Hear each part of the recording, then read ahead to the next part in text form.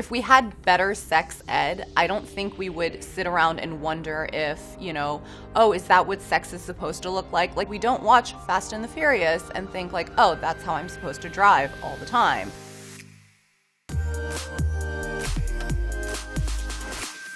Some people expect porn stars to be sex educators, and there are people who are porn stars and sex educators. I'm not one of them, and most of us are not. We're not claiming to be qualified to be sex educators, and we didn't sign up for that. Sex workers and porn performers are put in a very interesting place where we are called on to be both sex educators and entertainers. In general, porn should not have a responsibility to be sex education.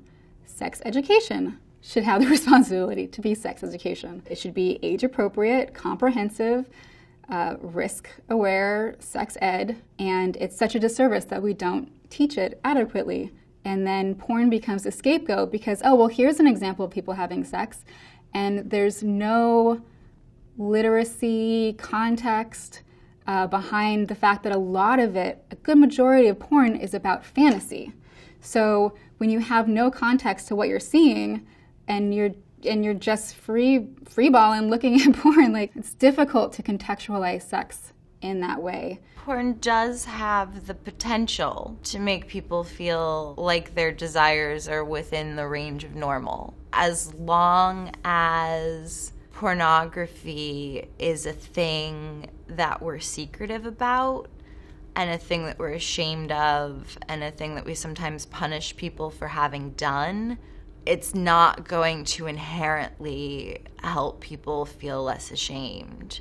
When I started getting some mainstream porn roles, right, like commercial porn roles, my thought was that I would get folks from maybe queer, lesbian, and non-binary communities contacting me, and I do, and I did as well. But what I didn't expect was that I would get emails from cis men who were surprised that they found me sexy because I didn't fit the normal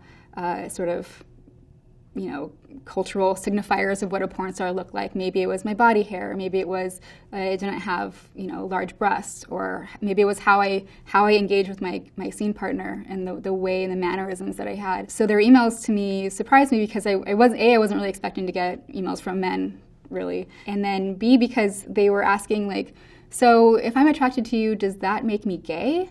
Because you look kind of like a man. So then I got to kind of have these exchanges with folks where, I was able to tell them about the Klein grid and talk about gender and sexuality and break apart really what sex education, if it's comprehensive, should be talking about gender and sexuality. But I got to be that entry point for them. And I'm here's a book, here's this link. I do like those engagements with people when they're genuinely interested in learning, and I find that valuable. A straight white dude in their 50s has a polite question about something they know they don't understand. That's fucking stunning. Better than a sunset. But they'll come by, and sometimes their wife is the one who has to kind of go ahead, ask your question.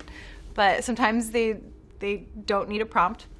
And then they're like, can you tell me, what is cisgender? And why are we using it now? We've been taught a lot of untrue things about sex in general, and we don't know how to talk about sex as, at least Americans as a culture, we just don't know how to talk about sex at all. And so I think people, because they don't know anything about sex and because they're uncomfortable about talking about sex, they've created this idea about it where it's this big, ugly, scary, demon thing. I get asked all the time, oh, what if a young boy saw a really rough anal scene of yours and just assumed that that's what girls want? And it's if we had better sex education, we would know, that young boy would know that there's all different kinds of sex. And, you know, this is not the one way sex is supposed to be. I don't think that porn is the sole reason for rape culture. Our society is the reason for rape culture. It's like putting a Band-Aid on a broken leg. Like, so yes, people will talk about porn and people will say that porn is the reason why like rape culture is so prevalent.